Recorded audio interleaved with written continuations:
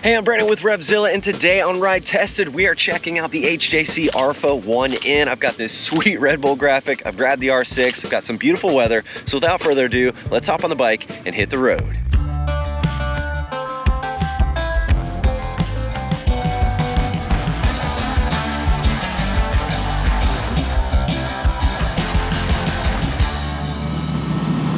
Hey everybody, how's it going?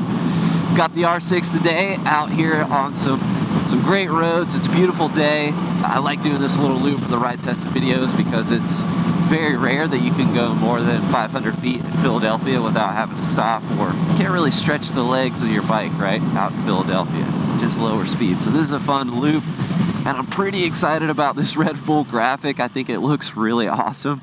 I think it looks pretty good with this old Speedy jacket. Had to bust this one out of the closet, dust off the cobwebs a bit, but I think it matches up pretty good. It's very rare that Red Bull licenses out their graphic unless it's for something for their athletes, right? It's very rare to see it on gear or helmets and things like that.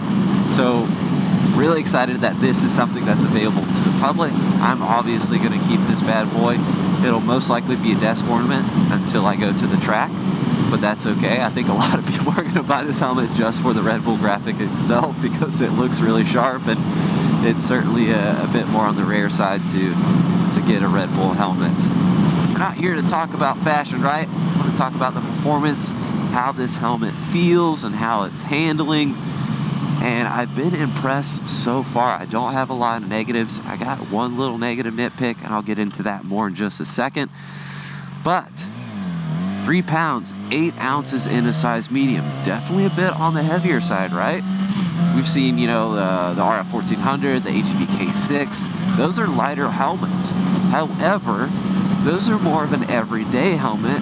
You can certainly take them to the track. They've got the Snell certification, right, or the ECE certification.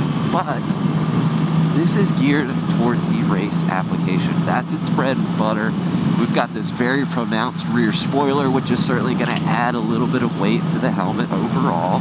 But it's, again, very well balanced. I know we say that a ton, but it is. I actually got this helmet up to triple digits today just because I wanted to see how it felt at those speeds. Does it feel stable? Is it pushing my head all over the place? And it really cuts right through the wind. So pretty impressed with the performance overall.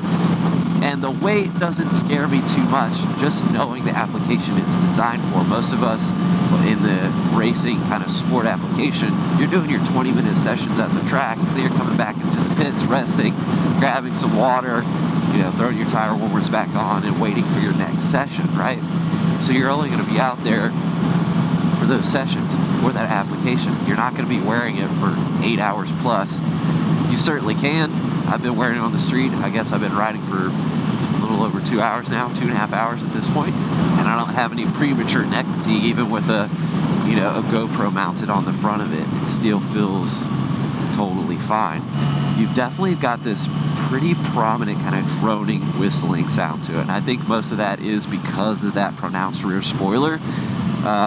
But it is certainly something I noticed. Now, it would change pitch and how loud it was depending on if my head was level versus tucked down into the tank of the bike here. Obviously, the windscreen is going to come into play. I've got a GoPro mounted directly in front of me, so wind's kind of shooting off of that at weird angles and stuff like that. But I tested on the Thruxton as well, and that is a completely naked bike, no fairings, none of that jazz. And I had the same issue, so that was something I noticed right away. With that said, throw in some earplugs and it quickly became a moot point. I'm wearing earplugs now, hit triple digits on the way here. It really wasn't an issue at all, and I highly recommend wearing earplugs with any of your helmets, whether commuting or going to the track, what have you. It's just going to be a great thing to have and help eliminate those ambient noises. So that's my only caveat, and I think it's something you can very comfortably and easily eliminate with some earplugs, but definitely something I noticed. Now, I use this helmet with that extended rear spoiler that comes in the box with this helmet. I've tested it a lot with that on there, hit triple digits with it. I mean, it feels stable. I couldn't really tell that it felt that much more stable at those triple digit speeds with that extended spoiler on there versus not having it on there. I'm sure more pro level athletes that see those speeds on a more routine basis might notice things, but I personally did not. So I think if you're going to be at the track on a routine basis, that's certainly something worth throwing on there to get that additional stability, right? But it is one of those things that's kind of one and done. It's designed to be thrown on the helmet and then it stays there. It's mounted using adhesive, so it's not easy to remove. You can probably remove it once and get it back on there and nice and stable, but after that I feel like that glue is just going to start wearing out on you. And it was tough to remove. I thought I was going to break it, honestly. But again, not something designed to be removed and put back on several times. It's not going to be easy to do that. So if you're using this helmet at the track on a routine basis, which I highly recommend because that's what it's geared towards, the extender on there isn't bad. One thing to note though, check with your race helmet. You know, most of our leather suits and leather jackets and things at that, you know, premium kind of race level have the race humps on them, and it actually might hit it. So make sure that you've got the clearance out there, because I would hate for someone to get out to the track and they're getting in the tuck position and things are hitting weirdly and moving them around. You really don't want any distractions when you're at the track. So the face shield, really great optics on the shield, pin lock ready of course, and then you've got the tear offs. Again, another thing you don't need for the street. That is designed for the track riding application. Please don't litter. Don't load this thing up with a bunch of tear-offs and then discard them on the street. I think HJC did an excellent job. The interior is very snug, definitely getting that chipmunk cheek type of effect, right? But that's what you want. You want it to maintain that stability at speed, and that's why it's going to be nice and snug. Trust me, it breaks in. When I first threw this on, I was like, holy moly. Impressively tight, I should say. The vents are incredibly easy to open and close, and I can't tell you enough. I don't know, when you have a helmet and the vents don't open and close freely or easily, you notice it right away. And yeah, I don't know what is up, but I've encountered a lot of helmets where the vents are really hard to open and it's super annoying.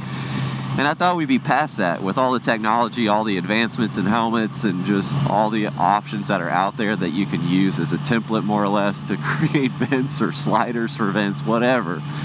But apparently it's still an issue. So not an issue with this helmet, but it's certainly something I thought was worth bringing up, because it seems like some manufacturers out there are going the reverse direction and making things harder to open and close, which I don't understand. But again, won't be an issue for you on the HJC helmet. So, but I like HJC. I often see them as like a great bang for the buck type of brand. I think this is definitely one of the more premium options. It's certainly a step above the RPHA 11 Pro when it comes to the race tech and just what it's geared towards. I think at this price point, HJC did a great job. I'm gonna give them the thumbs up for sure.